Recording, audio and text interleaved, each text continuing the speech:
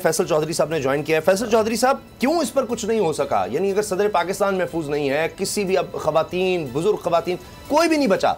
यानी आप और मैं हैं, कभी बात करेंगे, ये तो लोगों के सामने है, कोई भी बात कर रहे हैं, ये तो बुनियादी हक है हमारा, जिसकी तबाही हो रही है। ये जिन्होंने करना है वही तो लीक कर रहे हैं, और इसमें क्या कार्रवाई होगी? तो सर, क्या अदालत को इसका नोटिस नहीं लेना चाहिए?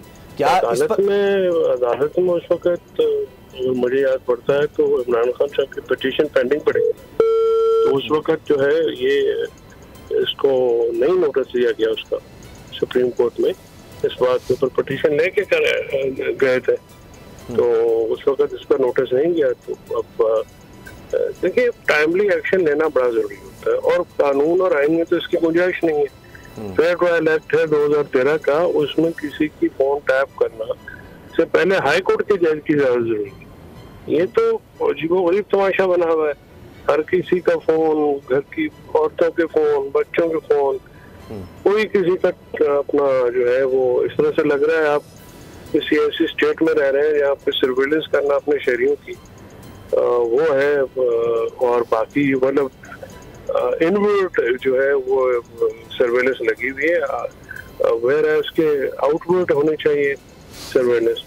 तो ये तो इसकी तो कोई कानूनी आईनी इखलाकी जवाज है नहीं, लेकिन इस मुल्क में आइन कानून और इखलाक जो है वो कोई ऐसी चीजें नहीं रह गई हैं जिसकी पाबंदी जो है। अलमिया, ये भी है ना, जो टैक्स पेयर है, जो इस मुल्क के अवाम है, उनका पैसा उन्हीं के खिलाफ इस्तेमाल हो रहा है। पता नहीं कितने वसाइल खर्च हो रहे हैं इस पर, जो हम शायद दहशतगर्दी के खिलाफ इस्तेमाल करें तो हम और ज़्यादा बेहतर कारकर्दगी देख सकें, अपने दुश्मनों के खिलाफ इस्तेमाल करें तो और ज़्यादा बेहतर कारकर्दगी देख सकें। लेकिन बहरहाल, जब जो मैंने सुप्रीम कोर्ट की बात की, जब आइन पर इलेक्शन के हवाले से अमल नहीं होगा तो बुनियादी इंसानी हकूक हम लोगों को लापता होते देख रहे हैं, ये फोन टैपिंग देख रहे हैं।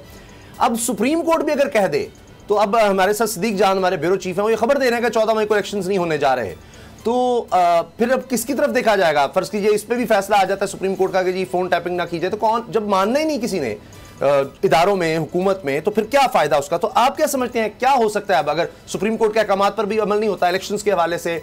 अब 27 तारीख बड़ी अहम है, उसके बाद भी अगर कुछ वो कह दें, तौहीन अदालत भी कर दें, तो अमल दरामद किसने करवाना है? नहीं, जिन्होंने अमल दरामद करवाना है उनको जवाब दे रहे हैं ना, वो कह रहे हैं हम नहीं कर रहे। तो जब अदालतों के फैसले होते हैं अवाम और नास के लिए होते हैं।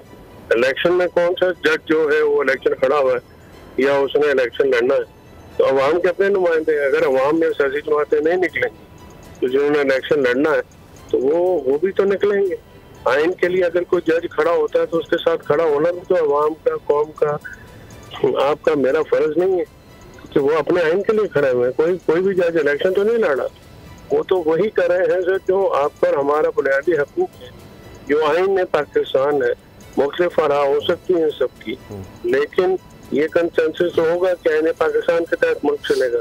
तो ये मुल्क जो है आइन के तहत जब भी कोई चलाने की कोशिश करता है उसको आगे से रेजिस्टेंस मिलती है, और वही लोग जो है रेजिस्ट करते हैं जो कि इस मुल्क को अपनी मर्जी से चलाना चाहते हैं, आइन के मुताबिक नहीं चलने देते। क्योंकि आइन के मुताबिक चलेंगे तो बहुत सारी बातें ऐसी होंगी जो नापसंदीदा होगी, फिर अपने दायरे में रह के काम करना होगा, तो वो सख्त नापसंदीदा होता है। कोई भी सियासी जमात जो है ये कोई कह सकती है कि इलेक्शन से भागे, या सुप्रीम कोर्ट के फैसले को अगर आप मानने से इनकार कर दे, सुप्रीम एक वारंट लेके चले गए थे, ये जो ऑपरेशन कर दिया जमान पार्क में, ठीक है, 18 को 4 दिन पहले लेके चले गए एग्जीक्यूट कराने, और जब मर्जी नहीं होती तो कहते हैं जी हम नहीं करते। ये बात सही है, एक मजिस्ट्रेट के लिए हम देख रहे हैं बहुत कुछ है, लेकिन सुप्रीम कोर्ट के लिए बिल्कुल दूसरा रवैया। मुजम्मिल फैसल साहब, ये ऑडियो लीक्स जो होती हैं, ऑब्वियसली इसके सोर्स के बारे में तो कुछ समझ नहीं आती कि कहाँ से आ रहा है, कभी डार्क वेब के ऊपर जो है वो फ़रोख्त पे लगा दी जाती हैं, लेकिन एक हिस्टोरिकली ये भी प्रैक्टिस रही है कि आईबी का इस्तेमाल जो भी गवर्नमेंट आती है वो करती है अपने अपोजिशन के जो कन्वर्सेशंस हैं उनको डीबंक करने के लिए, बग करने के लिए। इस प्रैक्टिस को आपको लगता है अब भी ऑपरेशनल है, इसको कैसे रिवर्स करें लीगली?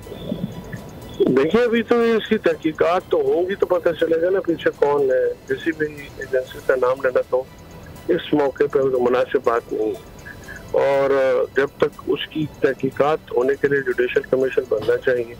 जुडिशल कमीशन जो है हुकूमत बनाती है, नहीं तो फिर सुप्रीम कोर्ट जो है वो नोटिस ले, और फायज ईसा साहब की सरबराही में जुडिशल कमीशन बनना चाहिए।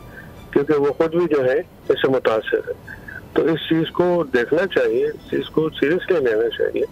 और जो ये होती हैं टेप होती हैं, इस चीज को रोकना तो बड़ा जरूरी है। ये रोकेंगे नहीं तो फिर आप ये तो लोगों की प्राइवेसी में लोगों तो फिर तो कोई भी चीज महफूज नहीं रहेगी। लिहाजा उसको इफेक्टिवली करने की ठंडे दिमाग से और तरीके से हैंडल करने की जरूरत है। तहकीकात बहुत जरूरी है, साफ शफाफ तहकीकात बहुत जरूरी है।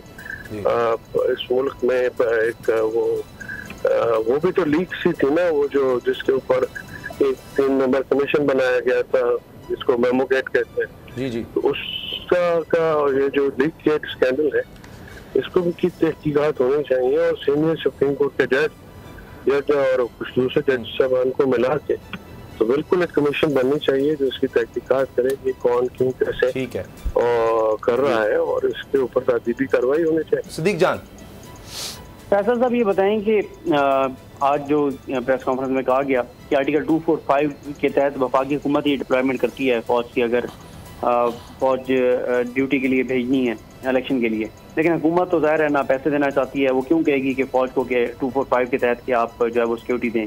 अगर सिक्योरिटी अवेलेबल हो भी तो फिर भी हुकूमत तो नहीं कहेगी कि आप जाएं सिक्योरिटी देने के लिए।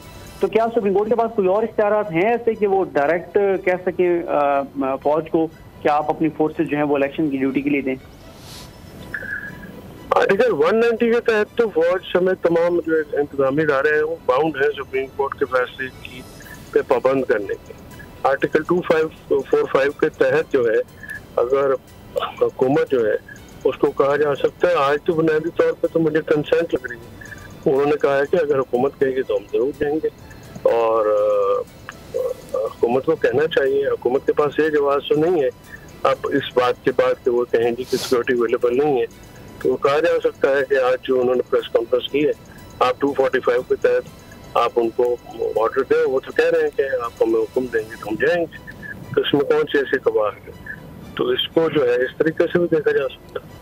अच्छा, इत्तेमाद के वोट की बात हो रही है, खबरें चल रही हैं, क्या आपको लगता है कि जो बयान दे दिया गया हुकूमत की तरफ से और हुक्मनामे में भी दर्ज है कि जी आप मिनी बिल पास नहीं करवा सके, तो क्या अब शहबाज शरीफ को इत्तेमाद के वोट की ज़रूरत है? मेरे ख्याल में है, और सदर पाकिस्तान को इसके ऊपर अपनी जो इख्तियारात है इस्तेमाल करने की जरूरत है, क्योंकि मनी बिल हुकूमत पास नहीं करा सकी है। और अटॉर्नी जनरल साहब की यकीन दहानी जो है वो आईनी मामला के ज़ाहिर है या आईनी जो प्रोसेस है उसके मुताबिक नहीं है। और 100 परवेज इलाही ने भी लिया था, उसको उसके गवर्नर ने कहा था जिसकी जरूरत चंदा नहीं थी। तो लेकिन सदर पाकिस्तान जो है वो भी एतमाद के वोट कह सकते और कहना चाहिए। इस वक्त जो है नजर ये आता है कि जो हुकूमत के पास अक्सरियत नहीं है और वो मनी बिल नहीं मंजूर करा सके। आइन के तहत अगर मनी बिल मंजूर नहीं होता तो कोई भी हुकूमत कायम नहीं रह सकती है। तो अगर ये गैर नुमाइंदा हुकूमत जो है मुसल्लत रहेगी तो मैं समझूंगा कि मेरी राय में सदर मुमलिकत का इसमें बड़ा इंपॉर्टेंट किरदार है। उनको फौरन एतमाद का वोट वज़ीर आज़म को ये कहना चाहिए कि आप एतमाद का वोट लें, क्योंकि मनी बिल आपका फेल हो गया। पहले क्या देना चाहिए था, अच्छा। मेरे ख्याल में इतनी देर नहीं जरूरत थी वेट करने की। ठीक फैसल साहब, जिस तरह से कहा जा रहा है अब कि 14 मई के जो इंतखाबात थे वो अनलाइकली दिखाई दे रहे हैं इलेक्शन कमीशन के जवाब के बाद से, और गवर्नमेंट ने ये ब्रैकेट भी अब बड़ी कर दी है जिस पर वो जिम्मेदारी सिर्फ एक शख्स पर नहीं, पहले पूरी काबीना और फिर पार्लियामेंट के तमाम मेंबरान पर डाल दी। तो अब अगर कंटेम्प्ट की कार्रवाइयों का आगाज़ होता है तो कौन कौन जद में आ सकता है? फिर मैं कंटेम्प्ट की कार्रवाइयों के हक में नहीं हूँ। मैं समझता हूँ कि ये एक फजूल एक्सरसाइज होगी और इस पर नहीं जाना चाहिए। सारी फोकस होना चाहिए इलेक्शन कैसे हो सकते हैं, सुप्रीम कोर्ट को भी। और इसमें जो अगर एक दिन इलेक्शन कराने हैं तो भी ये जो भी है मामला जो है आइन और कानून के तहत सियासी मामला आपस में हल होने चाहिए और तमाम को सियासी जमातों को रियलाइज करना चाहिए। क्योंकि देखिए मुल्क का नुकसान है ये जो कंटेम्प्ट ऑफ कोर्ट की कार्रवाइयाँ हैं, ये जो मामला है, इससे मामला पेचीदा होंगे, सुलझेंगे नहीं। तो मामले को सुलझाने की तरफ लेके जाना चाहिए। जिस चीज से मामला उलझे उससे जिस हद तक अवॉइड कर सकते हैं करना चाहिए। तो क्या फिर इसके अलावा ऑप्शन क्या है सुप्रीम कोर्ट के पास अगर कंटेम्प्ट नहीं लगाते तो? देखिए सुप्रीम कोर्ट के पास मुख्तलिफ ऑप्शन अभी तक तो है। अभी ये कहा जा सकता है कि आप जो इसके अभी तो कल अगर वो नहीं देते हैं परसों तक, तो उसके बाद जिनको डायरेक्शन देखिए, डायरेक्शन भी तो महदूद लोगों को है ना, आप सारी पार्लियामेंट को या उनके ऊपर तो नहीं है। फेडरल गवर्नमेंट है, फेडरल गवर्नमेंट में प्राइम मिनिस्टर होते हैं और एक दो मिनिस्टर ऑफ फाइनेंस होंगे और मिनिस्टर ऑफ डिफेंस होंगे। यही दो जिम्मेदारान हैं, क्योंकि ये जो मामलात हैं ये तो इन्हीं दो इदारों से मुताल्लिक है। बाकी पूरी मामलात को तो अगर पार्लियामेंट के, जैसे आपने जिक्र किया, पार्लियामेंट के खिलाफ तो ज़ाहिर कंटेम्प्ट की कार्रवाई नहीं की जा सकती। और इसके ऊपर और मजे की बात यह है कि इस हुकूमत ने जो कैबिनेट है ये जो उन्होंने बड़े तरीके से खुद पे तो नहीं ली बात, तो अभी ये मामला चलेंगे, इसमें बहुत सारे देखते हैं आगे इस पर क्या होता है, आगे रास्ते निकलेंगे। लास्ट क्वेश्चन सिद्दीक जान जी। सिद्दीक फैसल साहब, वैसे तो मैं आपसे इत्तेफाक करता हूँ कि कंटेम्प्ट की प्रोसीडिंग नहीं होनी चाहिए, लेकिन जिस हद तक हुकूमत चली गई है, कल फिर कौमी असम्बली में ये तकरीरें करेंगे चीफ जस्टिस के खिलाफ, कल फिर प्रेस कॉन्फ्रेंस होंगी, हमले होंगे, तो क्या ये सुप्रीम कोर्ट इस तरह चलने दे कि जो मर्जी गालियां देते रहे, सारे इनके लोग गालियां दे रहे हैं मुसलसल, बिलो द बेल्ट जजेस की फैमिली तक पे अटैक कर रहे हैं, तो क्या इस चीज पे बिल्कुल खामोशी क्या करनी चाहिए सुप्रीम कोर्ट को? सिद्दीक साहब, अब सुप्रीम कोर्ट के साथ मजीद आवाजों को शामिल होने की जरूरत है। बार कौंसलों को, बार एसोसिएशंस को, हम मकुला का भी कोई रोल बनता है ना कि हम उनके साथ खड़े हों। उनकी फैमिली पे अटैक हो रहा है तो वो हमारा इदारा है जुडिशरी, उस पर हमला हो रहा है, तो कुछ बातें तो हमारे ऊपर भी लागू होती हैं, हम शहरियों पर भी लागू होती हैं। हमने भी तो अपने हकूक के लिए खड़ा होना है।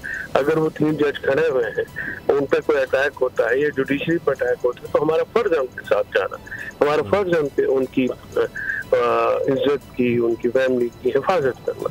हमें अपने तौर पे आइन और कानून के अंदर रह के भी आवाज उठानी चाहिए और हमें उस सबकी आवाज को तोड़ना करना चाहिए, क्योंकि जैसे अब उनका फैसला आइन और कानून के मुताबिक है। अब हर चीज जो है, मतलब मैं इसको मैं खालिस्तान कानूनी तौर पे नहीं देख रहा, मैं इसको एक जनरल समाजी या सियासी तौर पर भी देख रहा हूँ कि अगर कोई शख्स खड़ा होता है, हज़रत साले की ऊँटनी का वाक़या आप सबको पता है, 4 लोगों ने किया था लेकिन तमाम कौम तबाह हो गई, तो खामोश रहे। इस वक्त 3 जजेस खड़े हैं आइन के हक की आवाज बुलंद कर रहे हैं, तो कौम को भी तो फर्ज है उनके साथ खड़ा होना, साथ चलना, उनके लिए आवाज उठाना। जब आप सारे एक तरफ होके हक के लिए आवाज उठाएंगे तो उसके लिए फिर कोई भी आपको मना नहीं कर सकता। तो मैं तो समझता हूँ कि लार्जर मूवमेंट की जरूरत है, एक लार्जर सतह पे आवाज उठाने की जरूरत है। जी सही, जिस तरह हमने माजी में बुकला तहरीक देखी, अब एक अवामी तहरीक भी उसके साथ होनी चाहिए। बहुत शुक्रिया फैसल माहिर कानून, आपने हमें वक्त दिया। हवाए नफ्स की है हुक्मरानी, लुटेरा कर रहा है पासबानी। बोल न्यूज के मार्केटिंग हेड आकाश राम ताहा लापता, तफ्तीशी इदारे जवाब देने से कासिर, अहले खाना परेशान, बेटे की जुदाई में माँ गम से निढाल। जो बच्चों हिंदू पर आए थे, जो कोन पाकिस्तानी, मुझे मेहरबानी करे पंहिंजो आकाश वापस कयो। हुकूमत से बेकसूर और मुहिब्बे वतन बेटे की बाजियाबी के लिए फरियाद। आकाश राम के अगवा के खिलाफ अहले खाना की जानिब से सुप्रीम कोर्ट में दरख्वास्त दायर। सुप्रीम कोर्ट के चीफ जस्टिस उमर अता बंदियाल से आकाश राम के अहले खाना की जल्द समाअत की इस्तदा। मुश्किल की इस घड़ी में आलमी मीडिया ने भी उठाई आवाज। CNN, आज तक, इंडिया टुडे, टाइम्स नाउ समेत आलमी मीडिया ने आकाश राम के अगवा के खिलाफ दिया बोल का साथ। उफ क्या जुल्म है, बोल इंसाफ का मुंतजिर। सब्सक्राइब करें और बेल दबाएं ताकि कोई खबर रह न जाए।